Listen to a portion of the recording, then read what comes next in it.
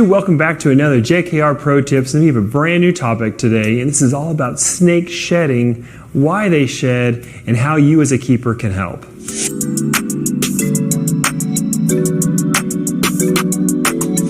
So a snake shed is when it molts or loses the top layer of skin. It has a fresh new layer of skin underneath it. They can shed because of the wounds to heal, they can shed just to get themselves clean, and they can shed because they grow. So there's all different reasons, and every snake is going to shed at different rates throughout its life. So I'm not a snake expert or herpetologist, but we have experienced snake shedding literally hundreds of thousands of times over the course of all my years doing this, and we have seen so many different sheds, and there's actually a very clear process that a snake goes through in order to shed, and you can observe it and know that they're going through this process and know when you can help them.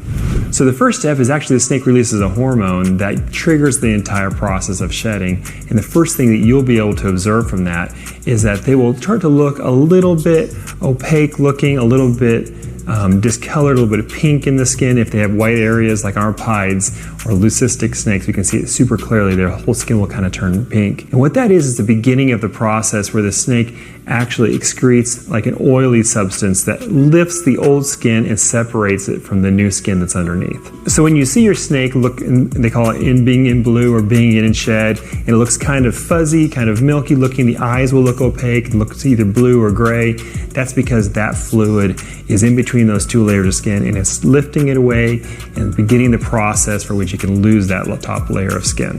It's during this time that you should be adding moisture to the cage. We add a little bit of moisture to our coconut husk and releases it slowly over time, gives lots of humidity in the tub. This helps them through that process and helps them have a clear shed later. The next thing you're going to observe is after a few days of being opaque or milky looking and in shed, you'll notice that that shed look goes away and they look almost back to normal. So their body has absorbed that fluid back in, and now, although it's not obvious, that layer of skin that it's about to shed is on the body, but it's very easy to remove. Sometimes it just takes a couple days after that, and during that time you won't even know it's in shed at all if you didn't observe the previous part. So the last step is the actual shedding process. Usually it'll start right at the very face of the snake. It'll rub its head on either the side of your enclosure or on a rough patch or something, kind of just to start it peeling away from the top of the head and from the bottom jaw, and it'll peel it back exactly like a sock. So a couple interesting snake facts about the shed skins is the first thing is they're always inside out. If they shed in a complete tube like they do, the shed comes off completely inside out, and it's always front to back ideally, because that's the way the scales are layered on top of each other. It comes off so much easier. Another interesting thing that I see sometimes people will say, well, I found a 6-foot rat snake, must be in my yard because I found a shed that is 6 feet. The reality is that the shed actually stretches a lot, and you have all that space for the skin between the scales, which is stretched out in a shed. So the shed is actually significantly longer than the snake it comes from. So there's a couple interesting things about that. You can also dry out a shed, and you can use it. People use it for all kinds of products. I used to be part of a company who make cell phone cases and that sort of thing.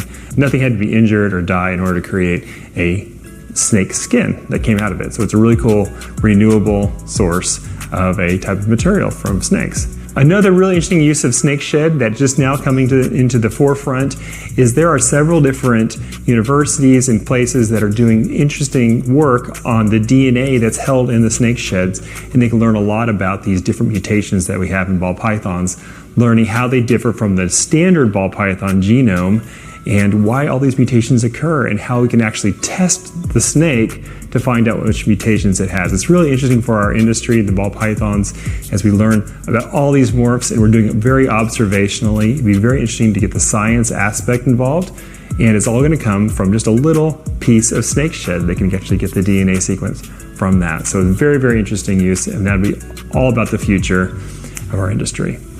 So the last thing we're going to talk about is actual issues with the snake shedding. So what happens when your snake does not shed well, when it has problems? So the one thing I've learned over the years is definitely you want to help them as much as you can prior to the shed, because afterwards it becomes much harder, and then you're trying to pick little pieces off them and everything. I found that if the snake shed is not actually stuck on the head of the snake, typically it really doesn't seem to bother the snake. They go about their lives completely normal, and really the main thing is that you address it before the next shed. So with the next shed, actually. So what happens is when they're going into the next shed cycle, you go ahead and make sure the humidity is perfect, and what it'll do is it'll shed both sets of skin in the next shed cycle. So, but it's very important that you go ahead and address it before the next time, because if it starts to reoccur several times, then you might actually have a compounding of skin on there, which can cause a real big issue. On the head, though, it actually does cause like a lifestyle type issue for the snake, where they actually kind of interferes with their lives. If they have an eye cap on that's stuck on, a lot of times that will kind of dry out and become a little glassy looking. That's one way to know there is an eye cap that's left on. And that can be lifted off with a small piece of tape. First of all, get some good humidity in there first for a little while, just kind of loosen it up. Or sometimes you can take a little wet Q-tip and slowly kind of lift it off. There's a couple different ways to do that. The other thing is sometimes you'll get pieces of shed stuck in the nostrils, which, just like if you have a very stuffy nose, it makes it very hard for them to breathe. That can also be gotten off by basically adding humidity, getting it nice and wet for a little while, slowly pulling at it with a Q-tip or a piece of tweezers or something. But for the most part, my philosophy is that if it could happen in the wild and the snakes live and they do fine, they will also find a good way to work through it in captivity too. So the main thing for us as keepers is to set the right environment to make sure they shed well the first time, and make sure our good husbandry is involved throughout the process.